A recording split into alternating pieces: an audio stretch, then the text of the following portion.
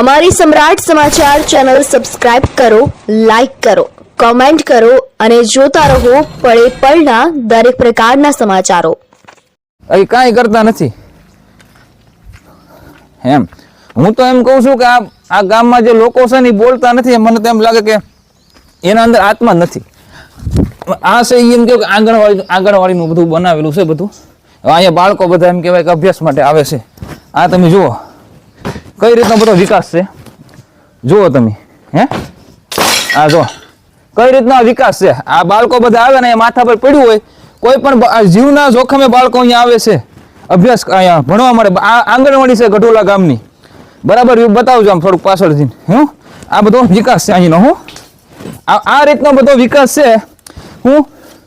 ગામમાં કોઈ બોલવા વાળા લોકો નથી ને આ જે બધા બેઠા છે ને બધા હોદ્દા લઈ લઈને બધા બેસી ગયેલા છે. આ રીતના જો આ બધો આ વિકાસ છે. તમે જુઓ આ કામ ક્યારે થયેલું આમાં અહીંયા બોર્ડ છે, હું તમને બતાવીશ. આ 5,50,000 નું આ કામ થયેલું છે. 2013 આ કામ પૂર્ણ કરી દેવામાં આવેલું છે. 2013 18/1/2013 આ કામ થયેલું છે. આ રીતનું કામ છે. હવે કોઈ પણ સ્લેબ ભરે તો અહીંયા એમ કે સરિયાની ઠેક કવરિંગ મૂકવામાં આવે, જેથી સ્લેબની ગુણવત્તા વધે ને ટકાઉ રહે. આ સરિયાની ઠેક સરિયા ઠેક કવર મૂકે. આમાં કવરિંગ પણ ખાઈ ગયેલા છે આ લોકો. જે કોન્ટ્રાક્ટરો ના બધા છે ને બધા કવરિંગ પણ ખાઈ ગયા. કવરિંગ નથી મૂકેલા. જુઓ અહીંયા પ્લાસ્ટર વિખડ્યું તો હરિયા દેખાવા મળ્યા. જોયું તમે? પ્લાસ્ટર વિખડ્યું તો હરિયા દેખાવા મળ્યા. તો આ રીતનો બધો અહીંયા બધો વિકાસ છે. હવે અહીંયા નાના નાના ભૂલકાઓ બાળકો બધા એમ કે અભ્યાસ માટે આવે છે અહીંયા.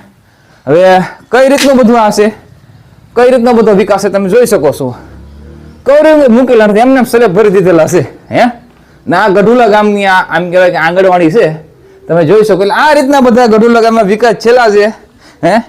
તમે આવા બોગસ વિકાસ થવા દો અને અમારા ખિસ્સા ભરવા દો. આ જવાબદાર અધિકારીઓ આ બધાને એવું કેવું છે અહીંયા બધા અવાજ ઉઠાવી એ લોકોને કોઈને ગમતું નથી.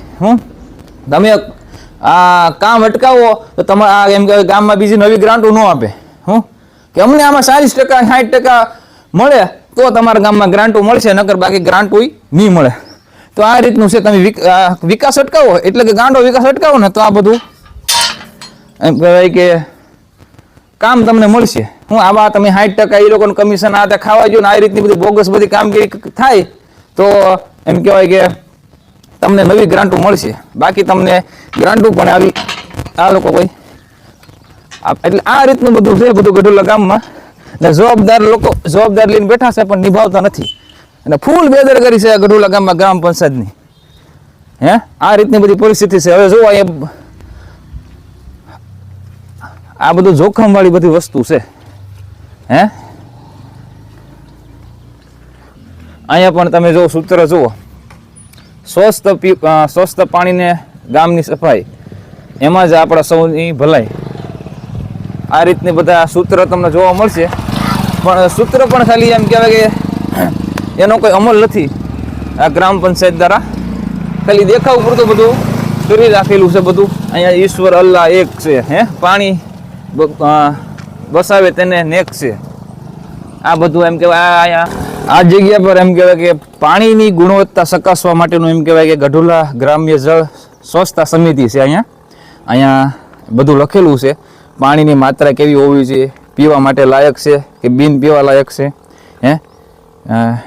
ફેમી ફ્લોર પરીક્ષણ, જીવાણુ એમ કહેવાય કે પરીક્ષણ, TDSની માત્રા, નાઇટ્રકની માત્રા, ફ્લોરાઇટની માત્રા, ક્લોરાઇટની માત્રા ચકાસણી કર્યા પછી અહીંયા બધું લખવામાં આવે છે આ બોર્ડ ઉપર. પરંતુ આ જગ્યા પર એમ કહેવાય કે એવી કોઈ પણ જાતની કામગીરી થતી નથી. મેં તો વર્ષોથી જોયું, મને અહીંયા કોઈ આંકડા જોવા મળેલ નથી આ બોર્ડ ઉપર. ખાલી દેખાવ પૂરતો અહીંયા બોર્ડ કરી દીધેલો છે. બાકી પરીક્ષણ શું કરે? આ પાણી બધું ટાંકામાં પાછું ઓવરફ્લો જે થયેલો છે એ ગામ નળ દ્વારા એમ કે ગામને પીવડાવવામાં આવશે અને ગામના લોકો એમ કહેવાય કે ગંભીર બીમારીનો પછી ભોગ બનશે. એટલે આ રીતની બધી બેદરકારી છે ગઢોલા ગ્રામ પંચાયતની. હું તો ચોખ્ખા શબ્દમાં કહું છું. હોદ્દા લઈને બધા બેસી ગયેલા છે, કોઈ જવાબદારીથી બધા પોતપોતાના ભાગી રહેલા છે અને ગઢોલા ગ્રામ પંચાયત ગહેરી નિંદ્રામાં સૂતી હોય એવું મને લાગી રહ્યું છે. પાણી ગુણવત્તા ચકાસવાની એમ કહેવાય કે આ સમિતિની આ બધું અહીંયા ફોટા છે, પરંતુ અહીં પાણી કોણ તપાસે? કોઈ ચેકિંગ થતું નથી પાણીનું. આ રીતના જે પણ પાણી ઉભરાય છે ટાંકામાં, આ બધું એ પાછું એ ટાંકામાં જાય છે અને ગામના લોકો એમ કહેવાય કે એની પાણી એમ કહેવાય કે પાછા પીવે છે. આ રીતની બધી ગઢુલા ગ્રામ પંચાયતની બધી કામગીરી છે. વર્ષો આ એમ કહેવાય કે લાખો રૂપિયાનો બધો એમ કહેવાય કે વિકાસ કર્યો, પણ કેવો ગાંડો વિકાસ. આ અવેડો નથી ભરવામાં આવતો. અમે પાણીનો પરબ છે એ પણ ખાલી રહેલો છે, વર્ષોથી ખાલી બનાવી દીધેલા છે. આ પણ લાખો રૂપિયાનો એમ કહેવાય કે પાણીનો ટાંકો બનાવેલો છે, પરંતુ એનો કોઈ ઉપયોગ નથી. એમ કે આમાં પણ ભ્રષ્ટાચાર મોટો છેલ્લો છે. આ રીતની એમ કહેવાય કે ગઢુલા ગ્રામ પંચાયતની બધી કામગીરી છે. અહીંયા પણ સૂત્ર જો, જળ વડે જીવન લહેરાય, જળ વિના જીવન સુકાય. આવા સૂત્ર છે, છતાં ખાલી દેખાવ પૂરતું બધું આ બધું કરવામાં આવેલું છે. સામે એમ કહેવાય કે મહિલા સ્નાન ઘાટ બનાવેલું છે, તો આ પણ પાણીની કોઈ સુવિધા નથી. પડ્યો એમ કહેવાય કે જે મહિલા સ્નાન ઘાટ છે એમ કહેવાય કે ફાટી ગયેલો છે. ત્યાં પણ ટાંકો બનાવવામાં આવેલો છે, પરંતુ હજુ સુધી ગ્રામ પંચાયત દ્વારા આ બાબતમાં કોઈ પણ લેખિતમાં પણ આપેલું છે ગામના લોકોએ કે સ્નાન ઘાટમાં પાણીની સુવિધા ઉપલબ્ધ કરાવો. કોઈ પણ ગામમાં મરણ થાય તો મહિલાને ત્યાં જવું પડે છે. આ બાબતમાં પણ આ ટાંકાનું પાણી પણ ભરવામાં આવે એ બાબતની પણ બધી એમ કહેવાય કે ઓલું કરેલું છે, પરંતુ હજુ સુધી આ ગ્રામ પંચાયત ગહેરી નિંદ્રામાં સૂતી હોય એવું લાગે છે મને. આ જુઓ, હવે પાણી અહીંયા બંધ થયેલું છે, આ બધું પાણી જે ભરાતું એ પાછું અંદર જતું, અને હવે આ પાણી છે નળ દ્વારા ગામના લોકોને આપવામાં આવશે અને ગામના લોકો પછી પીશે. એટલે આરોગ્ય સાથે પણ એમ કહેવાય કે છેડા થઈ રહ્યા છે ગામના લોકોના. અહીંયા તો હજી પાણી જઈ રહ્યું છે, તમે જોઈ શકો છો. આખું ભરેલું તો અહીંયા હમણાં બંધ કરવામાં આવેલું છે. 4-5 દિવસ પહેલાં પણ આ રીતનો પ્રશ્ન બનેલો. પાણી આવે એમ કહેવાય કે બેફામ વેડફાય છે નર્મદાનું પાણી. તો આ રીતની એમ કહેવાય કે અહીંની ગઢુલા ગ્રામ પંચાયતની બધી કામગીરી છે. ટાંકા બનાવ્યા, પાણીના અવેડા બનાવ્યા છે, પાણીના પરબ બનાવ્યા છે, મહિલા સ્નાન ઘાટ બનાવ્યા છે, પરંતુ આમાં કોઈ પણ પાણીની સુવિધા નથી. ખાલી દેખાવ પૂરતો વિકાસ કરી દીધેલો છે અને ગ્રામ પંચાયત એમ કહેવાય કે ગહેરી નિંદ્રામાં હોતી એવું લાગે છે. કોઈ જાતની જવાબદારી છે નહીં. પોતપોતાના હોદ્દા લઈ અને બેસી ગયેલા છે બધા, અને ગામમાં પછી ભલે નહીં જે થતું એ થાય. તો આ રીતની બધી કામગીરી છે, જોઈ શકો છો. બધું આ વિકાસ છે અમારા ગઢુલા ગામનો. આ જુઓ, આ અવેડો પાણીનો તમે જોઈ શકો છો. આ બધો આ રીતનો છે. જે પણ આ ગામમાં વિકાસના કામ જે થયા છે ને એ ગામ લોકોને કોઈ પણ ઉપયોગમાં આવ્યા નથી. આમ જોઈએ તો અમારે અહીંથી આંબળાથી ને આ એમ કહેવાય કે ગઢુલામાંથી ગોપનાથ જવા માટેનો આ રસ્તો છે. એમ કહેવાય યાત્રાધામ મોટું ગોપનાથ આવેલું છે.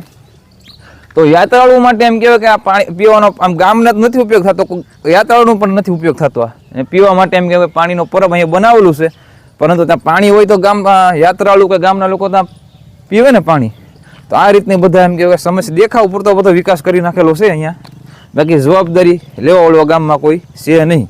હોદ્દા લઈ અને બધા બેસી ગયેલા છે. તો જય હિન્દ, ઇન્કલાબ જિંદાબાદ.